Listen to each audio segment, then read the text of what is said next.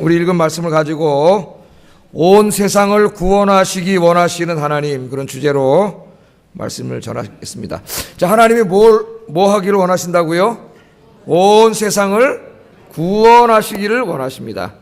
얼마나 온 세상을 구원하기를 원하시냐면은 이 세상을 구원하기 위해서 하나님의 가장 사랑하는 독생자 외아들을 주시기까지 하나님께서는 저와 여러분을 구원하시기 위해서 하실 수 있는 모든 일을 다 하셨습니다. 그 하나님의 사랑하는 외아들이 우리들을 구원하기 위해 이 땅에 오신 날이 성탄절입니다. 목요일 날 이제 우리 성탄절을 맞이하는데, 성탄절을 맞이하면서 주님의 사랑과 은혜를 깊이 체험하는 시간 되기를 주의 이름으로 축복합니다. 오늘 본문은 하나님께서 교회를 세우시고 또 그 교회에 신실한 성도들을 통해서 온 세상을 구원하실 것을 예언하시는 말씀입니다. 하나님께서는 이 땅에 예수님이 오셔서 구원 사역을 완성하시고 교회를 세우시기 약 700여 년 전에 이사야 선지자를 통하여 이 위대한 구원을 약속해 주셨습니다. 지금 우리의 시점으로 말하면 한 2700여 년 전에 예언하신 말씀이고, 이 땅에 이런 형태의 교회가 세워진 것이 오순절 사건 때라고 한다면, 교회가 세워지기 한 700여 년 전에 이사야 선지자를 통하여 내가 이 땅에 교회를 세우고 교회의 신실한 사람 통해서 이 세상을 구원할 거다, 하나님께서 오늘 약속해 주셨습니다. 여러분, 이사야가 이 약속의 말씀을 받던 때는 어떤 때냐면은 하나님의 택하신 백성들조차도 하나님을 잘 섬기지 않을 때예요. 아니 뭐 온 세상에 있는 사람들은 고사하고 하나님께 부름받았다고 하는, 택함받았다고 하는 백성들도 하나님을 예배하지 않고 우상을 섬기고 하나님 말씀에 순종하지 않고 자기 멋대로 살고 죄악을 행하고 그러던 시대입니다. 이사야가 이렇게 하나님의 환상 중에 보니까 잠시 후면 이제 하나님의 성전까지도 다 불타 없어지는 그런 시대에, 아니 지금 하나님 택함받은 백성도 하나님을 예배하지 않고 있는데 하나님께서 이사야를 찾아오셔서 뭐라 하냐면은 내가 앞으로 여기 있는 이 예루살렘 성전 같은 이 성전을 새롭게, 시온 성전을 크게 지을 것이고 그리로 수많은 사람들이 몰려와서 하나님을 예배하게 하는 그런 일이 있게 할 것이다, 하나님께서 그렇게 말씀을 하십니다. 이사야는 이 말씀을 듣고 힘을 얻었습니다. 가슴에 큰 소망과 비전을 품었습니다. 그리고 자기 생전 동안 하나님이 주신 사명을 잘 감당했습니다. 오늘 이 약속의 말씀은 이사야에게만 주신 말씀이 아니라 오늘 예배를 드리는 우리 아현교회와 우리 성도들에게도 동일하게 주시는 말씀입니다. 우리의 현실은 어렵습니다. 환경도 그다지 좋지 않습니다.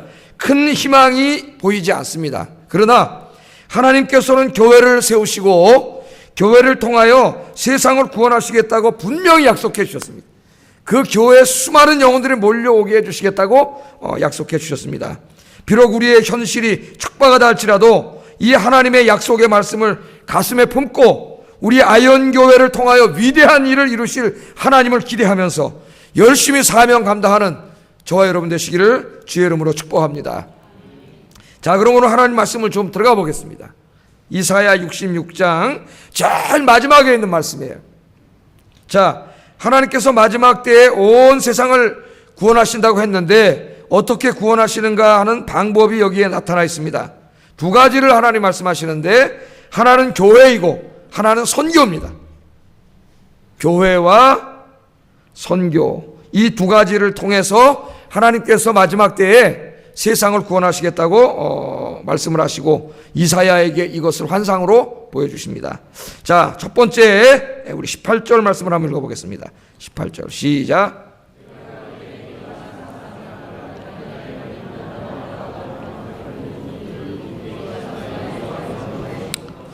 아멘. 여기 보면은 마지막 때에 하나님께서 시온 성을 다시 세운다 그래요. 시온 성은 예루살렘 성이죠. 여러분이 아는 말로 하면 예루살렘 성 안에 뭐가 있어요? 하나님의 성전이 있습니다. 이것은 성전을 새롭게 세우시고, 그 말이에요. 새롭게 세우시고 그 다음에 어떻게 한다고요? 문 나라와 언어가 다른 민족들이 이 성전으로, 시온성에 있는 성전으로 몰려와서 하나님의 영광을 보게 될 것이다. 지금 택하신 백성들도 그 성전에 안 나온다니까요, 지금. 예? 시온성에 살고 있는 사람도 하나님을 예배하지 않고 있는 그때에, 그래서 이사야가 절망하고 있는 그때에 찾아와가지고 이 사람들뿐만 아니라 저 땅끝에 있는 모든 사람들이 전부 다 시온성으로 마지막 때에 몰려와서 여기에 임재해 계신 하나님의 영광을 보고 하나님을 찬송하며 예배하게 될 것이다. 이게 그 말씀이에요. 하나님께서 그렇게 말씀을 합니다. 이 예언의 말씀은, 이 말씀이 있은 지 700년 후에 오순절날 성령 강림으로 성취가 됩니다. 오순절 성령님이 강림하신 후에 세계 도처의 교회가 세워졌고 교회를 통하여 많은 사람들이 하나님께로 돌아왔습니다. 그리고 교회에 와서 하나님의 영광을 보고 오늘 여기 예언한 말씀처럼 하나님을 찬송하며 예배드리는 일이 일어났어요. 이 말씀이 어디에 나와요? 사도행전에. 사도행전은 다 이런 이야기들이에요. 사도행전에 보면은 어디에 맨 처음에 세워져요? 교회가 예루살렘에, 그 다음에 유대 땅에, 사마리아에, 그 다음에 온 시리아 땅에, 그 다음에 터키에, 그리스에, 로마까지. 이 하나님의 말씀이 퍼지면서 거기에 교회가 세워집니다. 그리고 로마 제국이 476년에 롬바르드족이 내려와가지고 로마 제국이 무너지잖아요. 로마 제국이 무너지면서 소위 이제 로마인들은 그 사람들을 야만인이라 그래. 바바리안. 자기들이 아닌 사람이 야만인이라 그래. 지금 우리 이제 게르만 민족이라고도 하고, 게르만 민족은 굉장히 포괄적인 단어고, 롬바르드족이 내려와가지고 로마가 멸망합니다. 그러면서 그 북유럽에 있는 그 야만인들이 지금 유럽 사람들이죠. 내려와서 로마를 점령하면서 로마에 있는 복음이 거꾸로 어떻게 돼요? 그들에게 전파가 돼요. 참 이 역사라고 하는 거는 참 오묘한 거예요. 하나님께서 역사를 섭리하시기 때문에 제가 이제 한번 더 섭리하신 하나님에 대해서 설교를 하려는데, 그냥 우리가 보기에는 막 무슨 로마가 멸망하고 막 게르만 민족이 내려오고 이렇게 되는 것 같지만 하나님은 그런 역사를 통해서 어떻게 됩니까? 로마에 갇혀있던 복음을 저 북유럽으로 전파되게 하시고, 그래서 북유럽에, 유럽에 하나님의 교회가 세워져요. 저 영국에도 하나님의 교회가 세워져요. 그러더니 또 그들이 가톨릭한테 핍박을 받아가지고 이 청교도들이 종교의 자유를 찾아서 배 타고 또 신대륙으로 넘어와요. 그래서 그들이 미국이라는 나라를 세워요. 그 다음 이 아메리카 쪽의 나라들이 세워져요. 그 미국 땅에 또 교회가 세워집니다. 미국 성도들이 열심히 전도하고 교회가 자꾸 세워지고, 그 다음에 그 미국을 통해서 어떻게 돼요 또? 이 아시아로 복음이 들어와요. 물론 그전에도 복음이 들어와 있었지만은 일본과 중국과 한국에 본격적으로 복음이 들어오고 하나님의 교회가 세워지기 시작합니다. 잘 보세요. 이 말씀이 어떻게 이루어지고 있는지. 이게 우리에게 중요해요. 우리의 사명이기 때문에. 자, 우리나라 개신교 선교 130여 년밖에 되지 않았지만은 1000만 명이 회심하는 경이적인 부흥을 이룹니다. 교회사 2000년에 그 유래를 찾아볼 수 없습니다. 지금 얼마나 많은 교회가 있어요. 여기 지금 문 열고 나가면 십자가가 뭐 보이는 게 다 십자가예요. 하나님이 교회를 세우시고 교회를 통하여 어떻게 한다고요? 온 열방이 교회로 몰려오게 하셔서 그들이 교회에서 하나님의 영광을 보게 되고 하나님을 찬양하고 예배하는 일이 이루어지게 될 거라고 하나님 예언을 해주셨는데, 그 약속의 말씀이 가장 활발하게 지금 이루어지는 것이 한국이에요. 한국. 그러니 우리 대한민국이 얼마나 복받은 나라입니까, 여러분? 여러분도 그렇게 생각하십니까? 지금 목사님들이 너무 많아가지고 안타까운 것은 사역지가 막 부족할 정도예요. 하나님께서 이제는 저 북한의 문을 열어주실 줄로 믿습니다. 내가 보기에 얼마 안 남은 것 같아요. 마지막 발악을 하는 것 같은데, 저 북한 공산 정권이 다 무너져 내리고 휴전선이 열려가지고 말이죠, 이 복음이 이제는 어디로 들어가야 돼요? 북한으로 들어가야 돼요. 가장 가까운 나라에 복음을 못 전하잖아요. 북한으로 복음이 들어가가지고 삼천리 방방곡곡에 교회가 세워지고 신학교가 세워지고 매 주일마다 하나님을 찬송하는 찬양과 예배 소리가 가득하고 하나님의 영광의 임재가 북한 땅에 충만하게 임하는 역사가 곧 이루어질 줄로 믿습니다. 이 하나님의 역사는 반드시 이루어지게 돼 있어요. 왜? 하나님의 약속이에요. 하나님의 약속. 이사야 선지자는 이 하나님의 약속의 말씀을 받았고 자기의 현실은 깜깜하지만 하나님의 소망의 말씀을 받았기에 다시 희망을 갖고 자리에 일어나서 열심히 사명을 감당했습니다. 오늘 이 예배에 참여한 아영교회 성도 여러분, 우리도 이사야 선지자와 같은 위대한 꿈을 꾸어야 합니다. 언젠가 우리 아현교회 수많은 사람들이 몰려와 하나님의 영광을 보며 하나님의 예배하는 그런 교회가 되는 환상을 보아야 합니다. 1부, 2부, 3부, 4부 예배를 드리고 그 예배 때마다 수많은 영혼들이 이 교회로 몰려와서 여기 임재 계신 하나님의 영광을 보고 하나님을 찬송하는 역사가 이루어지도록 여러분 기도하시는 여러분 되시기를 주의 이름으로 축복합니다. 기도하면 반드시 이루어주세요. 이제는 그런 꿈을 꾸세요. 좀 마음속에 그런 비전을 여러분 가슴에 품으세요. 그리고 여러분 눈물 뿌려 기도하세요. 그렇게 기도한 교회들은 다 지금 하나님의 영광이 나타나고 있습니다. 우리 교회도 지금 그렇게 하고 있는 줄로 믿습니다. 지금도 하나님의 영광이 가득하지만 더 수많은 사람들이 구원받는 교회로 부흥하게 될 줄로 믿습니다. 그 다음에 보세요. 그러면 자, 하나님 교회를 이렇게 세우시고 교회에 많은 사람들을 오게 하셨어요. 그 다음에 어떻게 합니까? 이 교회 교인들을 하나님 다시 양육시켜가지고 어떻게 해요? 그 교인들로 하여금 복음을 들고 땅 끝까지 가서 복음을 전하게 만든다 그랬어요. 그게 하나님의 방법이에요. 선교사들이 와서 교회를 세웠습니다. 교회가 전도를 해가지고 많은 사람들이 모였습니다. 하나님은 교회 안에서 그 사람들을 또 양육해가지고 어떻게 해요? 그 사람들을 하나님의 일꾼으로 삼아서 또 세계로 보내. 또 땅끝으로 보내. 그럼 그 사람들이 거기 가서 어떻게 해요? 저 아프리카 가서 또 교회를 세워요. 또 전도해요. 또 사람들이 몰려와요. 그럼 목사님들이 또 양육을 해요. 그 사람들이 또 어떻게 해요? 또 세상으로 나가요. 또 교회를 세워요. 할렐루야. 지금 이사야서가 그거예요. 하나님이 세상을 구원하는 방식이 그거밖에 없어요. 그거밖에. 하나님이 그렇게 해놓으셨어요. 자, 19절 읽어보겠습니다. 19절 시작.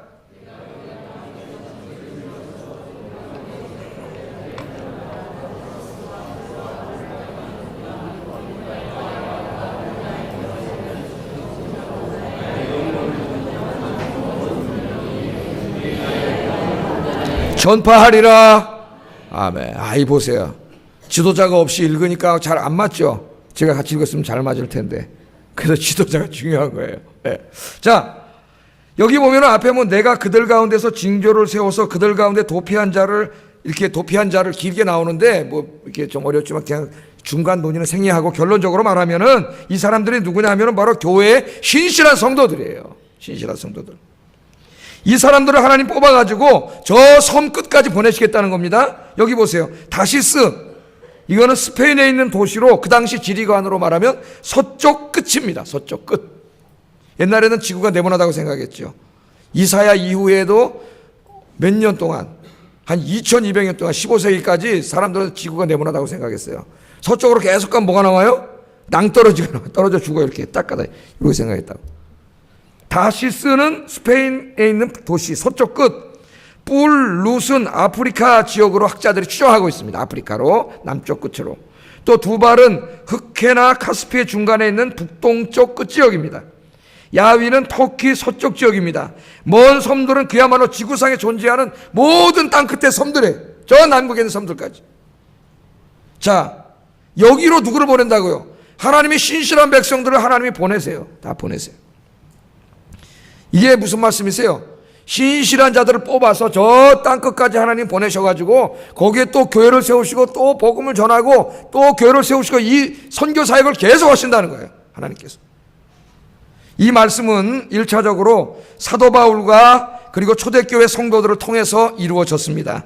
예수님의 12제자들은 사도 요한을 제외하고는 모두가 땅끝까지 이르러 복음을 증거하다가 순교했습니다. 순교. 여러분 예수 믿고 편안하게 살 생각하지 마세요. 예수 믿는 사람의 가장 큰 영광은 주님을 위해서 살다가 주님을 위해 죽는 건 줄로 믿습니다.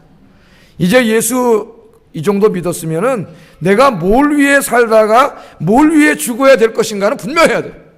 내가 뭘 위해 죽을 것인가? 계획이 됐습니까, 여러분?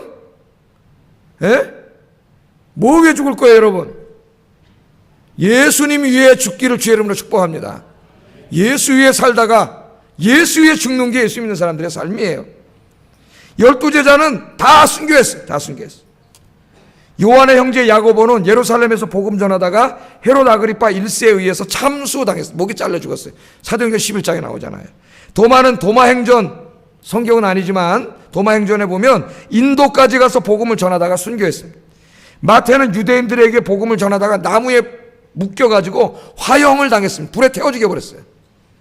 베드로는 로마에서 복음을 전하다 십자가에 거꾸로 달려 죽었습니다.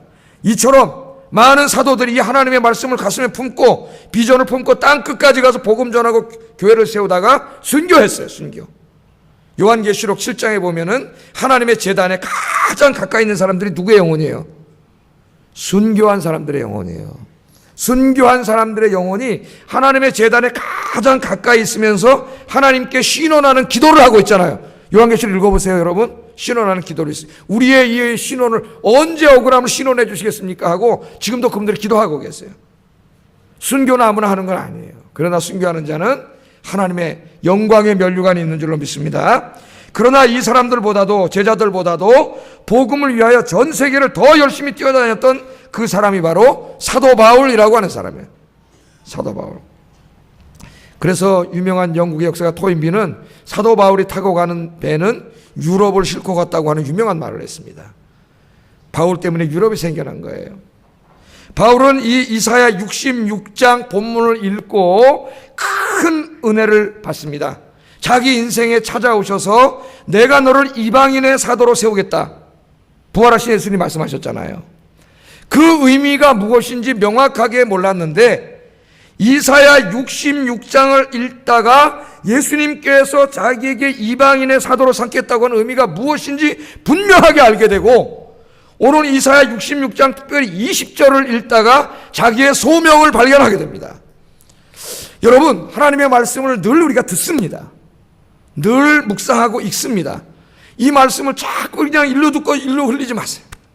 이 말씀을 깊이 묵상해서 오늘 이 사도 바울처럼 그 말씀 가운데에 하나님의 음성을 듣고 하나님의 소명을 발견하는 여러분 되기를 주의 이름으로 축복합니다. 하나님은 계속 말씀하세요. 우리가 영적인 기복거리가 돼가지고 듣지 못할 뿐이에요. 하나님은 계속 말씀하세요. 이 시간에도 말씀하세요. 자, 20절 보겠습니다. 어떤 말씀인지. 20절. 아주 위대한 그림이에요. 같이 읽어보겠습니다. 시작.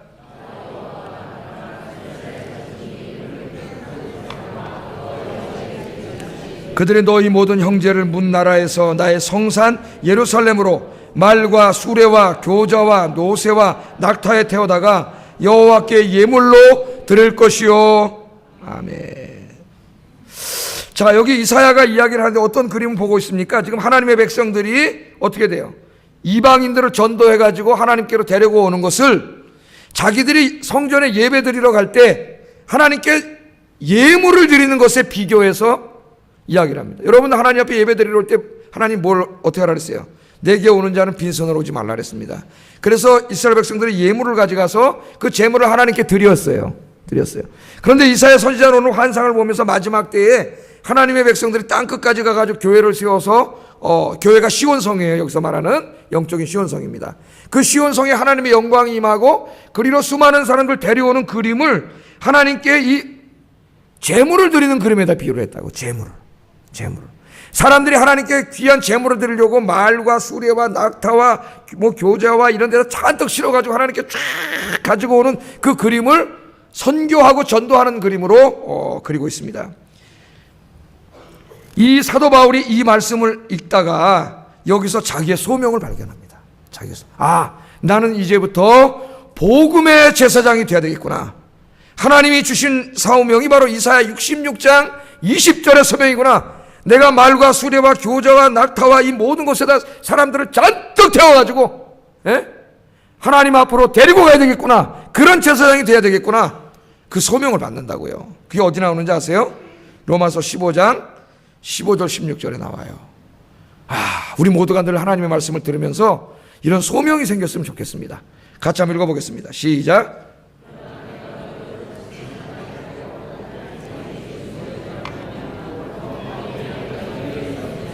이 은혜는 곧 나로 이방인을 위하여 그리스도 예수의 일꾼이 되어 하나님의 복음의 제사장 직분을 하게 하사 이방인을 제물로 드리는 것이 성령 안에서 거룩하게 되어 받으실 만하게 하려 하심이라. 아멘. 이 보세요.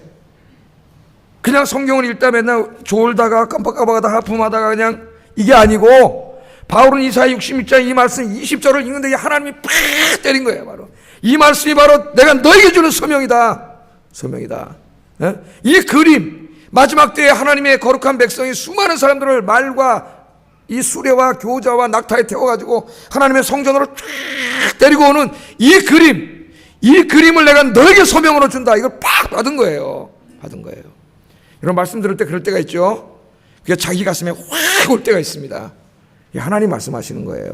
이런 경험이 예배드린 적이 한 번도 없으면 얘는 정말 불행한 사람이에요. 불행한 사람. 하나님이 여러분 귀를 열어주실 줄 믿습니다. 그 말씀이 들려야 돼요. 그게 예수님이 설교하면서도 뭐라 그래요? 귀 있는 자는 들을지어다. 귀 없는 사람이 어디 있어요? 귀 다 있어요. 그런데 말씀이 안 들려. 말씀이 안 들리니까 졸려요. 다른 생각이 나요. 얘는 불행한 사람이에요. 불행한 사람. 여러분들 기도하세요. 하나님, 예배 드릴 때마다 내 귀를 열어주셔서 하나님 말씀이 막 들리게 하여 주세요. 막 나를 움직이게 해주세요. 그렇게 기도하고 예배 시간에 나오시기를 주의 이름으로 축복합니다.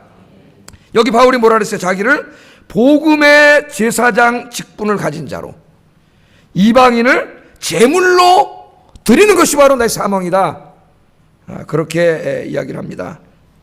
우리는 바울과 마찬가지로 복음의 제사장들입니다. 제사장. 여러분들도 다 마찬가지예요.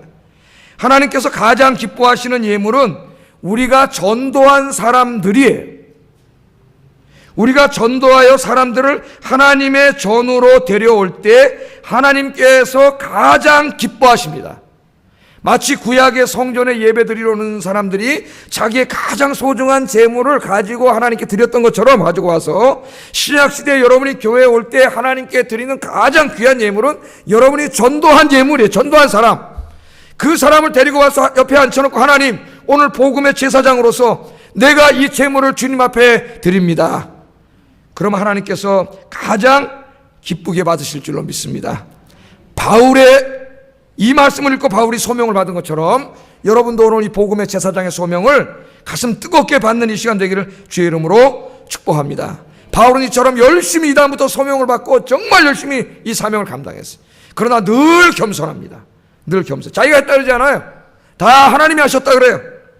사도행전 15장, 아니 로마서 15장 18절 19절 같이 계속 읽어보겠습니다. 시작.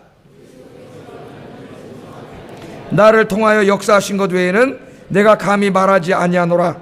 그 일은 말과 행위로 표적과 기사의 능력으로 성령의 능력으로 이루어졌으며 그리하여 내가 예루살렘으로부터 두루 행하여 일로리곤까지 그리스도의 복음을 편만하게 전하였노라. 아멘. 여기 이야기합니다. 이사야 66장 20절을 가슴에 품고 복음의 제사장 사명을 감당했어요. 그런데 누가 하셨다 그래요? 자기가 한 게 아니라 성령의 능력으로 했다 그래요. 성령. 내가 한 게 아니라 누가 하신 거예요? 하나님이 하신 거예요. 바울은 항상 그렇게 이야기해요. 하나님의 일을 열심히 하는 분들 너무 훌륭한 겁니다. 그런데 열심히 하다 보면은 시험이 와요. 시험이. 어떤 시험이 와요? 마귀가 탁 쓰러뜨려요. 그 사람을. 열심히 하는 사람을 마귀가 쓰러뜨리는 제일 좋은 방법이 뭔지 아세요? 교만입니다. 교만한 마음이 싹 들어옵니다. 그렇게 되면 어떻게 돼요? 안함만도 못하게 돼요. 거기서 쓰러져 버려요. 내가 누군데, 내가 이만큼 우리 교회 기여했는데, 내가 이만큼 헌신했는데 나 때문에 이만큼 된 거지. 그 순간 쓰러지는 거예요. 그 순간. 제가 새벽기도 할 때 한번 저 어렸을 때 다니던 교회 얘기를 해드린 적이 있습니다. 그때 한 권사님이 계셨는데 그분이 산동네까지 오셔가지고 교회를 개척하시고 막 전도를 해요. 그분이 얼마나 전도를 잘하냐면 그분이 오면 눈에서 불이 번쩍번쩍 나요. 저 어렸을 때 보면은 탁 전도를 하시고 우리 어머니도 전도하신 분이에요. 그래서 저 산꼭대기 교회를 세우셨어요. 그러니까 막 교회를 세워놓고 이분이 가서 막 전도해 오는 거예요. 막 교인들 다 전도해 이분이. 예? 그러다 보니까 교만해졌어요. 교만해졌고 나중에는 이 전도사님이 한 분 오셔가지고 이제 그때는 전도사님이셨는데 목회하는데 갈등이 생겼어요. 교만해지겠어요? 안 교만해지겠어요? 내가 다 했는데. 그래 교육자랑 갈등이 생겨. 그게 갈라졌어요. 갈라져가지고 또 몇 명을 데리고 더 산으로 올라가가지고 올라온 데가 제가 살고 있는 절간 밑에 있는 동네까지 올라왔어요. 절간 밑에 있는 동네까지. 거기 와서 또 허름한 반잣집을 하나 하고 또 전도를 해가지고 거기 그때 또 이제 한 40이 돼서 늦게 목회하시는 분이 전도사님이셨는데 침례교 또 오셔서 개척을 해요. 어이구 조그만 방에 막 그분이 막 전도를 하니까 막 금방 몇십 명이 모이는 거예요. 또 한 사람이. 대단합니다. 정말 성령 충만한 사람이 난 대단한 그때 봤어요. 그 우리 어머니 절대 교회 가는 사람이 아니에요. 우리 어머니 아버지는 우리 아버지는 4대째 지금 기독교 집안인데 결혼하셔가지고 두 분이 하나님 떠났었어요. 그래 이제 다 두드러 맞아가지고 다 망해가지고 산에 올라온 건데, 증거가 없으면 안 믿는 분인데, 이분이 전도하셨어요. 얼마나 능력이 뛰어난지 전도하셔서 우리 가족이 그때 다, 제가 그때 5학년 때입니다. 5학년 때. 5학년 때 전도를 해서 거기 나갔는데, 우리 작은 누님 지난주에 그러더만요. 우리가 그때부터 교회 다닌 지가 40년이 됐대. 40년. 그러면서 해석을 잘하더라고. 40년 광야 생활이 끝났으므로 하나님이 이제 우리 형제들에게 복을 주실 거는, 야, 설교를 나보다 더 잘해요. 할렐루야. 우리 증조 할머니부터 예수 믿기 시작했는데요, 우리 집안. 그러니까 거기 또 교회를 세웠는데 나중에 보니까 이게 또 갈라졌어요. 왜? 이 양반이 권사님이 또 교만해지니까 교육자를 또 무시해. 그러니까 질서가 또 갈라져. 안타깝다. 나중에 그분 아드님이 장사하시다가 간두시고 목회를 하셨어요. 용인에 가서 개척을 하셨는데, 저는 어려서 이제 그때 4학년, 5학년, 6학년 뭐 이때니까 이제 자세히는 몰랐는데 우리 큰누님이 얘기를 해주시더라고. 지시란중가 얘기를 해줘요. 그래, 그렇게 됐다는 거예요, 그게. 그래서 내가 알았어요. 야, 정말 그분은 얼마나 상이 클까요, 하나님 앞에. 산동에 돌아다니면 아줌마들 뭐 쫙 전도해가지고, 여러분 기도 좀 하세요. 좀 엉뚱한 거 좀 다른 거 하지 말라지 말고 교회 와서 기도 많이 해가지고, 하나님 내가 동네 한 바퀴 돌면 그냥 쫙 우리 김영수자님 그 가게 아줌마 그냥, 저랑 같이 전도하는 분 있어요. 목회를 쫙 그냥 저 집에 새 오면 김영수자님 다 전도해 와요. 새 빵만 사면 아주 오면 쫙 데려와가지고, 우리 교회 하나님 내가 최소한 50명은 내가 전도하겠습니다. 할렐루야. 그러나 늘 내가 한 게 아니라 누가 한 거예요? 하나님이 하신 겁니다. 이게 안 되면은 그 위대한 일을 해놓고 안 한 만도 못하게 돼버리는 거예요. 안 한 만. 여러분 교회를 위해서 많이 헌신하신 거 감사합니다. 겸손하시기를 주의 이름으로 축복합니다. 내가 한 게 아니라 다 누가 했어요? 하나님이 했어요. 바울은 늘 그렇게 생각합니다. 내가 다른 사도보다 더 많이 수고했다. 그는 바울은 내가 고생했다고 그런 것 공치사 안 해. 더 많이 수고했다. 그런데 내가 한 게 아니라 이 모든 것이 다 하나님의 은혜로다. 아멘. 뭐예요? 하나님의 은혜요. 그것도 하나님의 은혜예요. 교회 일 많이 합니까? 왜 나만 많이 하냐고 불평하지 마세요. 하나님의 은혜인 줄로 믿습니다. 여기에 그치지 않고 바울은 스페인까지 갑니다. 스페인. 로마서 15장 28절 읽어보겠습니다. 시작.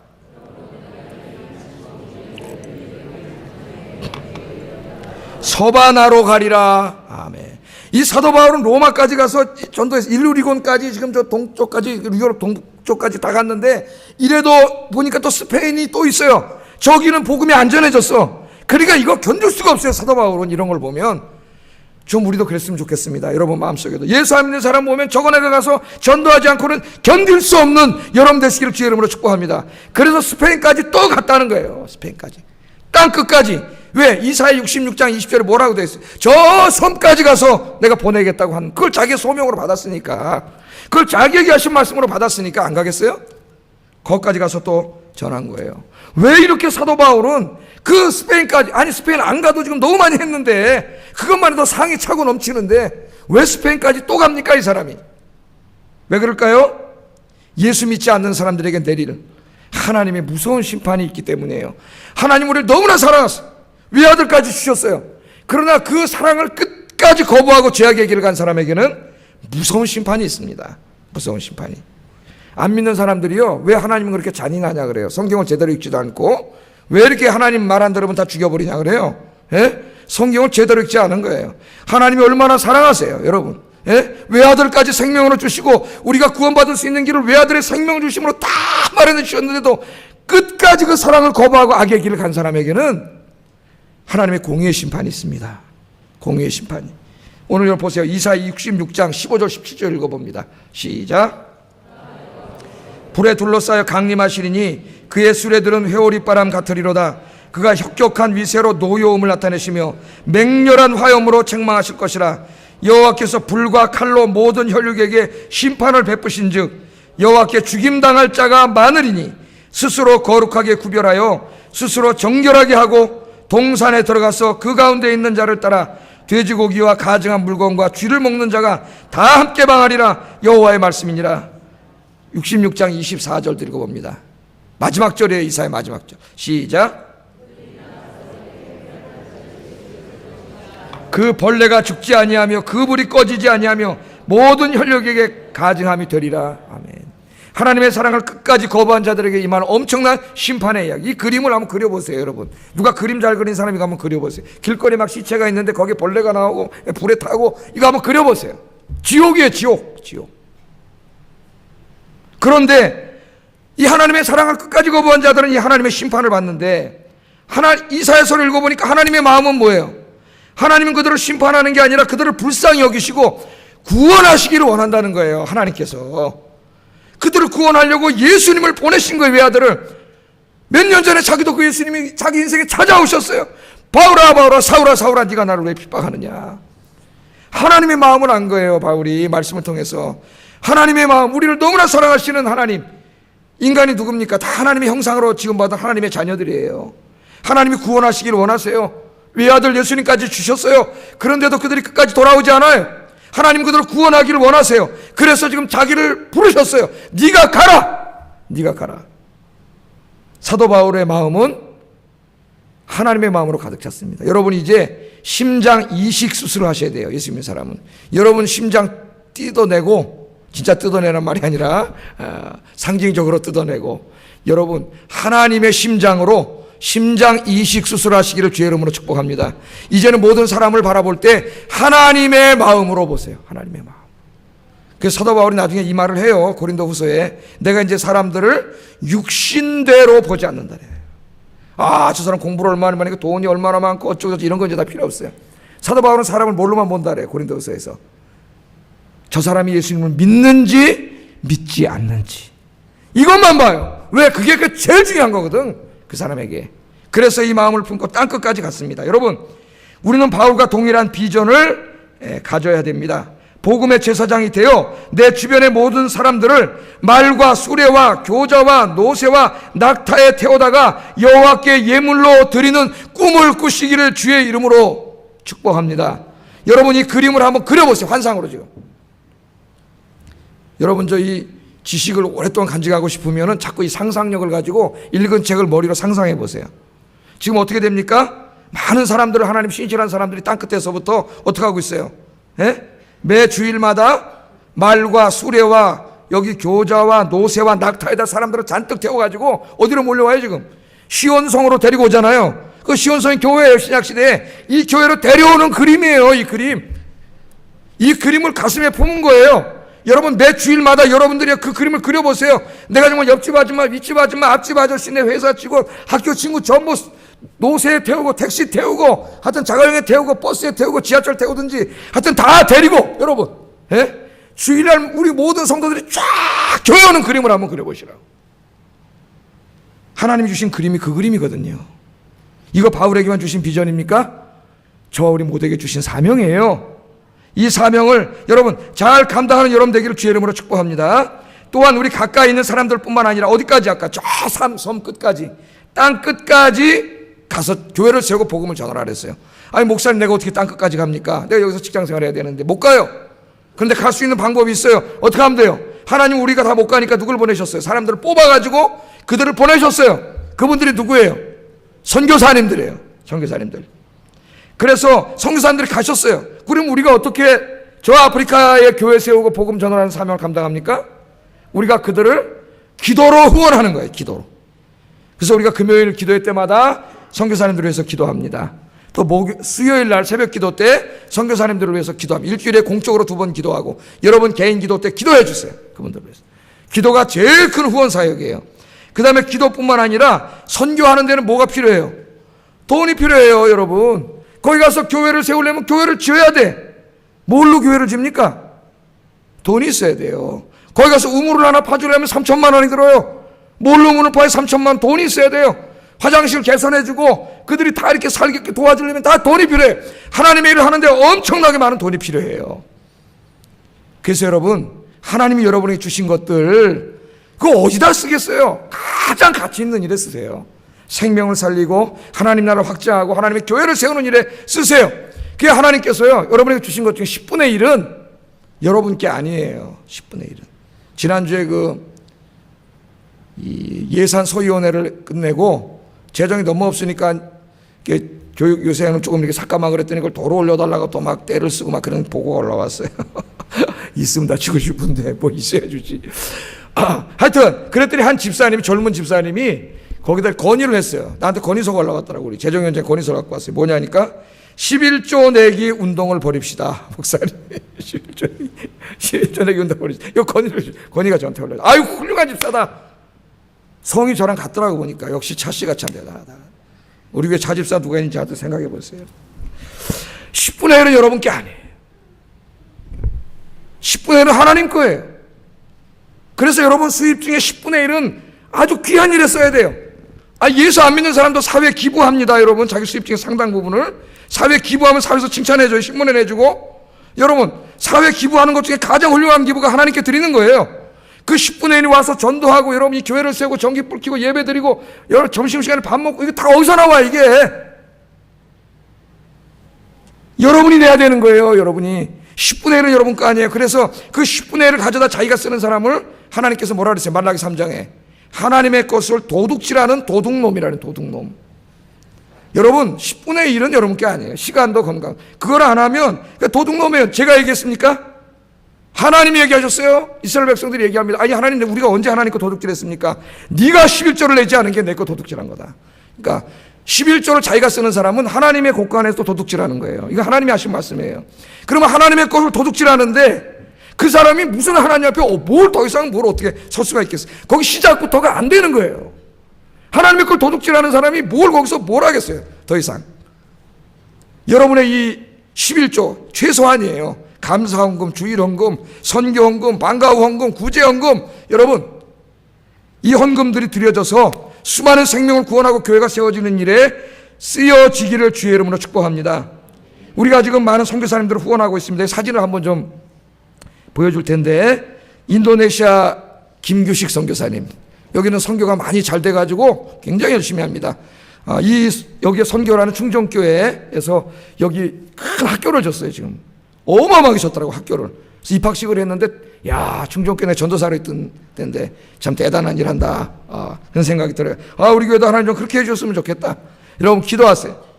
몽골의 영경남 선교사 이런 분은 여기서 목회하던 분이 우리 교회 오셨었죠. 교회 개척해가지고 몇백 명 모아서 목회하다가 하나님 앞에 자기가 서운한 게 있어가지고 다 남겨주고 몽골에 가신 분이에요. 우리 교회도 한번 오셨었어요 이분이. 그 선교 울란바토르에서 선교하다가 거기는 한국 선교사가 너무 많으니까 750km 자동차로 더 들어가서 소이발산이나 초이발산, 여기는 한국 사람이 한 명도 없대요. 그래가지고 여기 가서 선교를 해. 여기 가서. 그런데 여기가 지금 이 사람이 축구를 하던 사람이라서 축구 교실하고 한글 학교를 만들어가지고 인기가 있잖아요. 지금 사역을 하고 있어요. 지난번에 이제 축구 교실 만드는데 축구와 유니폼 이런 게 필요하다 그래가지고 제가 기도 제목을 놓고 새벽에 이제 기도했더니 바로 한 분이 전화가 왔어요. 내 이름을 밝혀줄까?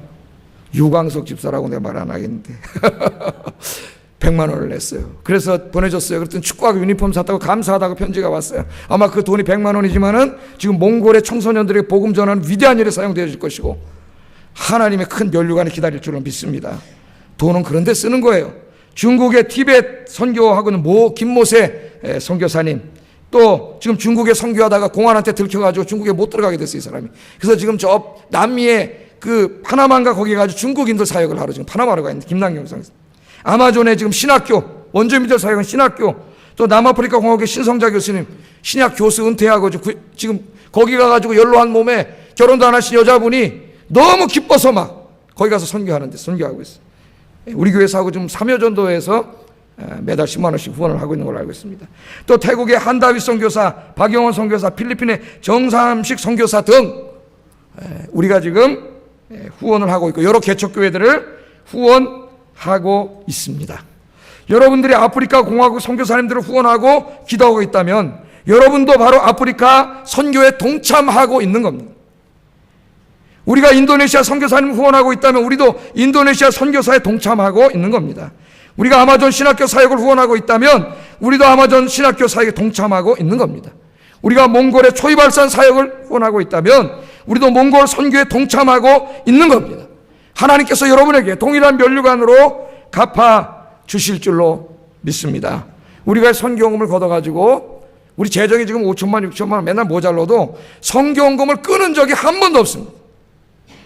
한 번도 없어요. 구제헌금도 거둔 걸로 구제헌금 끊은 적이 한 번도 없어요. 그거 다 하면 예산 안 모자라요, 우리 교회 쓰면은. 그런데 그거 다 선교 쓰고 있어요. 조금 모자란 부분만 갖다 쓰고 끊은 적은 없어요. 경제가 어려워지면 선교사님들이 굉장히 난처해져요. 왜? 교회들이 제일 먼저 줄이는 게 선교비예요. 선교비 안 보내요. 다 끊어버려요. 교회 써버려요, 그냥. 선교비 끊은 적 없습니다, 지금까지.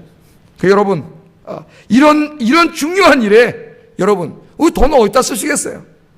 여러분들이 매달 드리는 작은 선교 헌금이 온 세계에 복음을 전하고 생명을 살리는 일에 매우 귀하게 사용되고 있습니다. 어떤 분들은 월 10만 원 드리는 분도 있고, 어떤 분들은 월 5만 원, 월 3만 원, 월 10,000원 드리는 분도 있습니다. 헌금은 형편에 따라 드리되 최선을 다해서 드리는 거예요. 내가 드리는 작은 선교 헌금이 전 세계 수많은 죽어가는 생명을 구원하는 일에 사용되고 있습니다. 거기에 교회를 세우는 일에 사용되고 있습니다. 훗날 하나님 앞에 가면 하나님이 칭찬해 주십니다. 뭐라고 칭찬해 주실까요? 제가 상상력을 동원해서 한번 써봤습니다. 야, 아무개야, 네가 드린 선교 헌금으로 구원받은 아프리카 사람들이 여기 있다. 네가 드린 헌금으로 구원받은 아마존 사람들이 여기 있다. 네가 드린 헌금으로 구원받은 몽골 사람들이 여기 있다. 인도네시아 사람들, 필리핀 사람들, 태국 사람들, 중국 사람들이 여기 있다. 네가 된 헌금으로 저 나라가 저렇게 복음화됐다. 할렐루야. 내가 나가서 밥 한 그릇 먹어도 몇만 원 금방 없어져. 커피 한 잔 먹어도 요새 빵 하나 먹으면 10,000원이에요. 10,000원. 내가 2번 먹을 거 한 번만 줄이면 이것이 생명을 살리는 위대한 일에 사용되어질 수 있습니다. 하나님께서 주신 것 여러분 거 아니에요. 하나님 거예요. 하나님의 귀한 일에 사용하고 쓸 수 있는 여러분 되시기를 주의 이름으로 축복합니다. 자, 마지막으로 한 가지만 말씀드리고 설교를 마치겠습니다. 우리가 전도하는 이유는 전도해서 그 사람 영혼 구원하는 데서 그치지 않아요. 그것보다 더 큰 목적이 있어요. 더 큰 목적이. 그게 뭐냐면은 그 사람들을 전도해서 교회로 데려와 가지고 이 사람들이 교회에서 하나님의 영광의 임재를 바라보고 하나님을 찬양하고 예배하는 사람으로 만드는 거예요. 예배가 궁극적인 목적이에요. 24절 읽어보겠습니다. 시작.